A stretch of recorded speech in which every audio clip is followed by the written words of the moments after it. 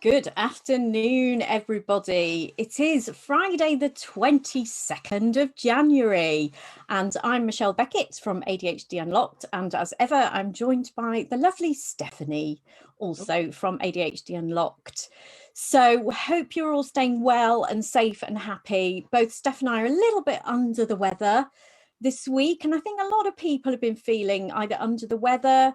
Don't know whether it's because of the infection rates or whether it's because it was Blue Monday on Monday, which is supposed to be the most depressing day of the year, the third Monday of January, because of, it's January, people are running out of money, it's dark, it's cold, and we're in lockdown, so it's worse than ever. So let's all keep each other buoyed up because it's a very, very difficult time. So this week, we have been talking about eating well with ADHD.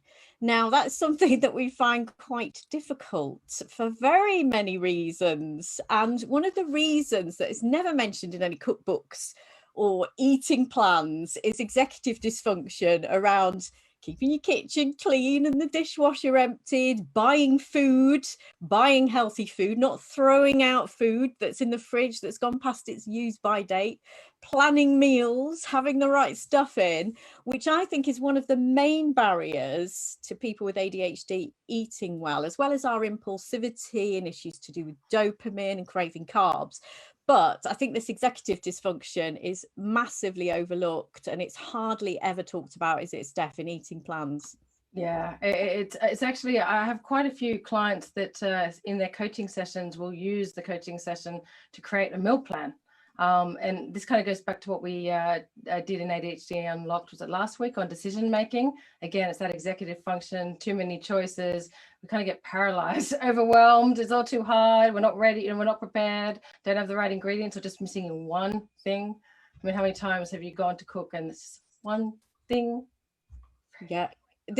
I think it's really, really hard because when I'm not tired and not overwhelmed and I've got all the ingredients, I actually really love cooking and I really like eating healthily.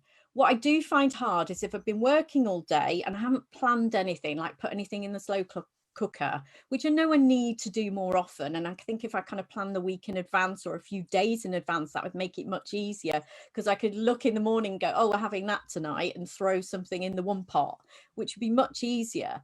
But when you're tired and you haven't thought of anything for tea and you've homeschooled all day, you've been trying to work and it's like 5:30, 5:45, you go, oh God, what have we got? And then you look in the freezer or you look in the fridge, and then you maybe need to go to the shop. And then it's very tempting to go, oh, I'll just get fish and chips, or just get a takeaway, or just, oh, there's a few chicken nuggets in the freezer, which there's nothing wrong with, but it's more important for us to try and get our fruit and vegetables, because we tend to be deficient in things like magnesium and zinc and iron, and it makes us feel better when we eat more healthily. But I just find that the executive function required to cook at that time when you're tired is really hard, because there's so many steps, and what time does that go in the oven, and It also means cleaning. yes, it also means cleaning. So it's like, I can't, it's not just you have to cook, then you have to clean too. And so it's like, oh God, no. Like at that time of night, if you've been so busy that day, particularly now with the pandemic and homeschooling, like we're all trying to survive. It's really difficult at the moment. Yeah, it is really difficult. And one thing that we talked about on Wednesday's meeting with our members was that keeping that kitchen clean and your worktops clean, and keeping the dishwasher with clean stuff in. I mean, my kitchen looks like Armageddon right now because I haven't unloaded the dishwasher. There's loads of dirty dishes from last night. I've got the bolognese pan still soaking in the sink. And then there's that disincentive, isn't there, to go, what am I going to have for lunch? Oh God, because it's such a mess. And then you don't want to face it. Yes. So I think if we maybe prioritized keeping the kitchen clean, unloading the dishwasher, and kind of having visual reminders that this really helps us to eat more healthily, and that we should make keeping the kitchen on a level more of a priority, because I feel my life's falling apart more when my kitchen's a mess. I don't know about anybody else. Yeah, no, that's funny you say that, Mish. It's the one room in my house that must be clean, and I've become kind of automatic at. It's the first thing I do in the morning when I come down is like, I go straight kitchen, unpack. It's become automatic for me. It's a bit of a habit, and I like it kind of clean. I feel like things are in control when the kitchen at least is kind of clean. So yeah, that's good. And also it's a bit meditative. I find actually, even after coaching, coming down and just kind of, because it's mindless, I do it automatically, so much so that my husband might be preparing something and he'll turn around, it's gone because I put it away. Yeah, I mean, that's brilliant. And I need to get more into the habit. And so, because, I'm the only adult in the house, sometimes you're too tired, you've cooked dinner, you've had an overwhelming day. And then, maybe you've sat down after dinner because you're shattered, or you've done something with your kids. And then it might be 8:30, 9:00, 9:45. And you just think, I cannot face it. Yeah, And but that's why my kitchen, I'll leave the kitchen at night, it will be dirty. I can't do the kitchen then. Eat and tomorrow morning. And that's why, that's kind of why the first thing I do in the morning, clean the kitchen.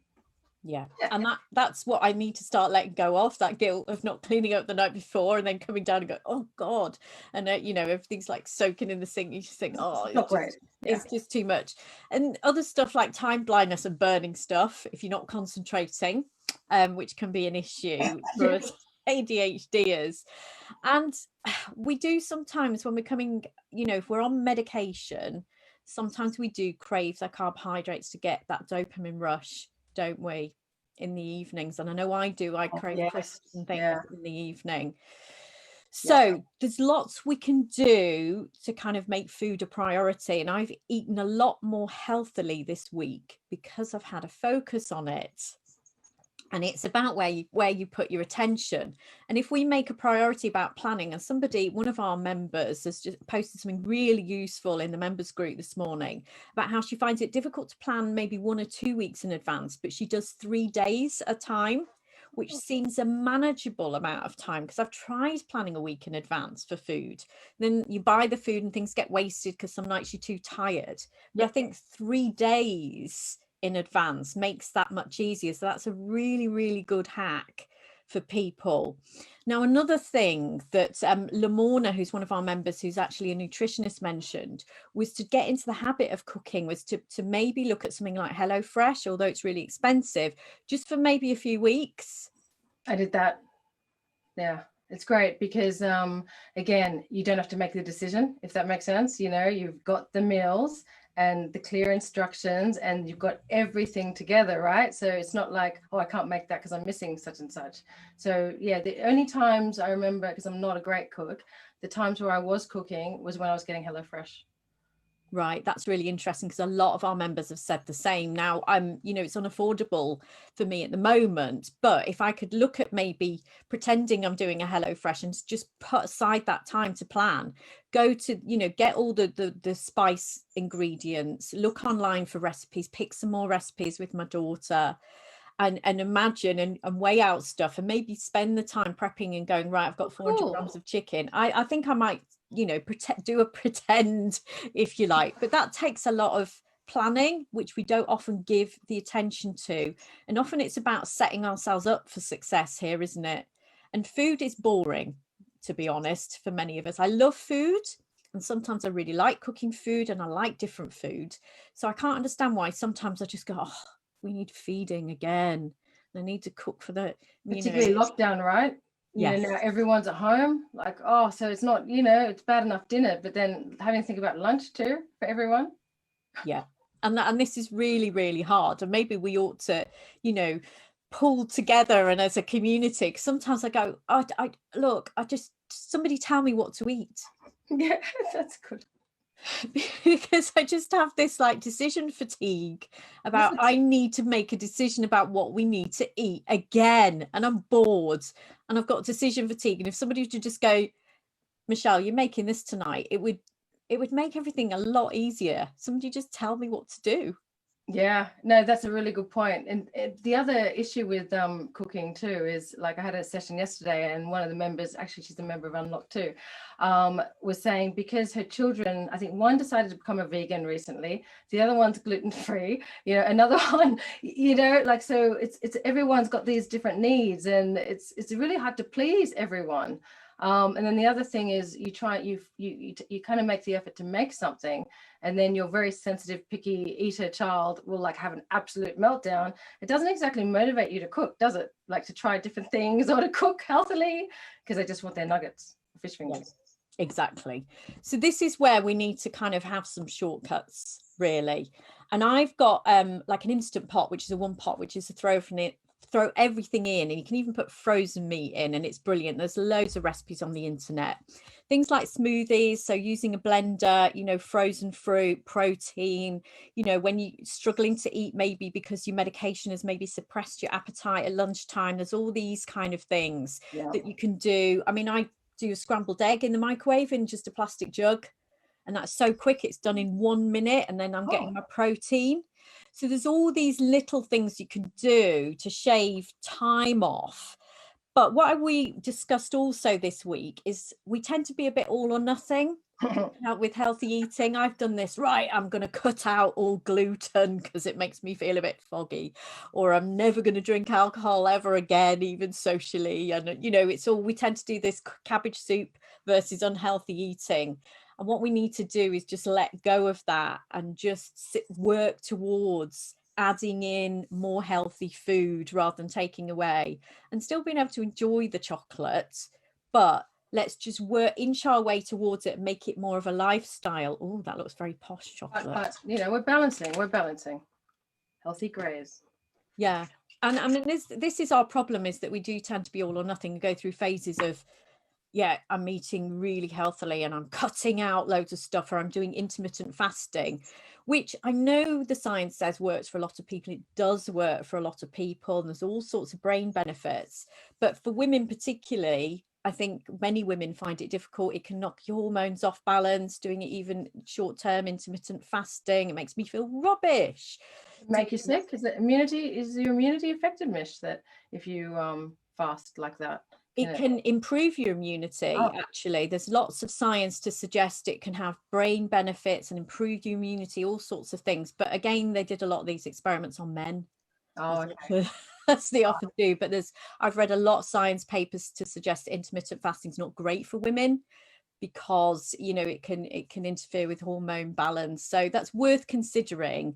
And then the keto thing, which can make you feel rubbish. I know that works for a lot of people.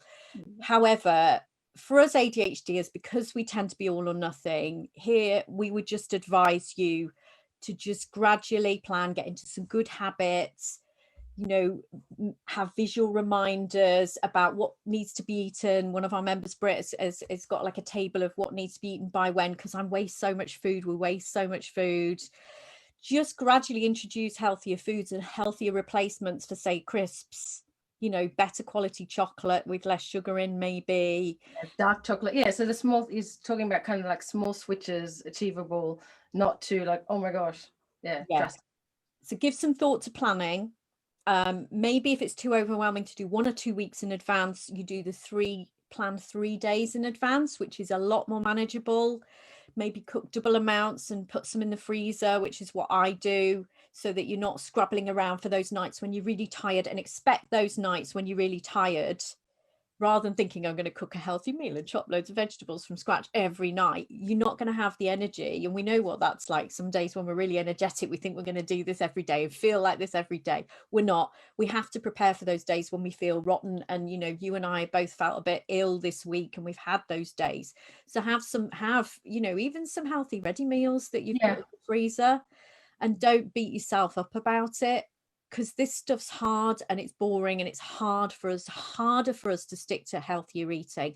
But more important, because we tend to be deficient in a lot of nutrients and healthy brain fats, etc. So we do need to give it some attention, so that we're less impaired by our ADHD, and we do feel better when we get those nutrients, and eat better and eat protein, etc., because we need that for the neurotransmitters. If we balance our gut bacteria, arguably, you know, we'll produce more serotonin and dopamine. There's all sorts of interesting nutrition, which I have shared on the PowerPoint slides. If people want to join ADHD Unlocked, there's a lot of information about nutrition, which I gave on Monday, which if you go to members.adhdunlocked.co.uk/shop, you can join us and can have access to all of our materials, which are laid out beautifully. And I'll post some stuff within the group later on about our new members portal, which is fantastic. So there's lots we can do. There's lots we need to pay attention to, but we tend to forget about food because it's boring. So I don't know, we just need to give it a little bit more of a priority, but not beat ourselves up, not go all or nothing is my advice. I don't know if you've got anything to add, Steph. Yeah, no, it is important. But again, as well, yeah, perspective, context. Oh, sorry. So, it looks like my Apple Watch agrees with me. But yeah, it's difficult now. So yeah, to be kind to yourself, which is what we're always emphasizing at ADHD Unlocked, to have that kind of kindness, have perspective, give yourself space. Yeah, like beating yourself up now is just not going to help, even if you're eating better. So don't do that.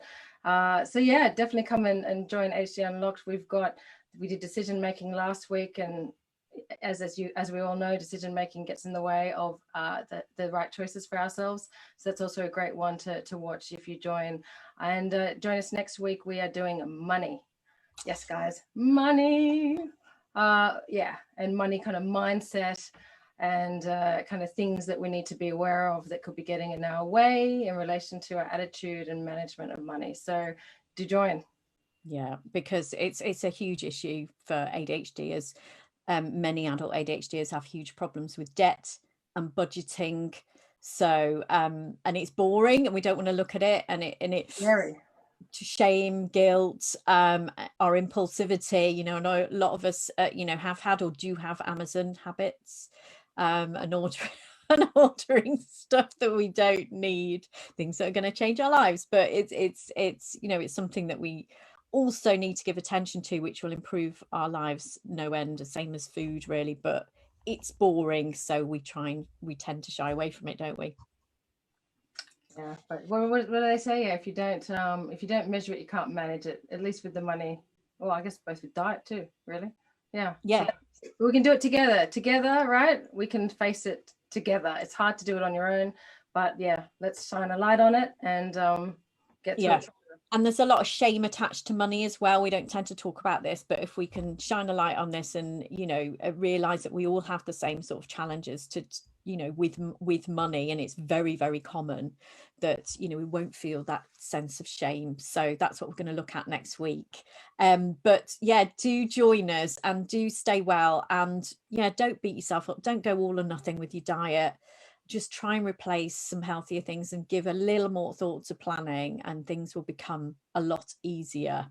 So yeah, stay well, and we will see you next week for money, money, money. So take care, and thank you, Steph, and we will see you soon. Bye bye.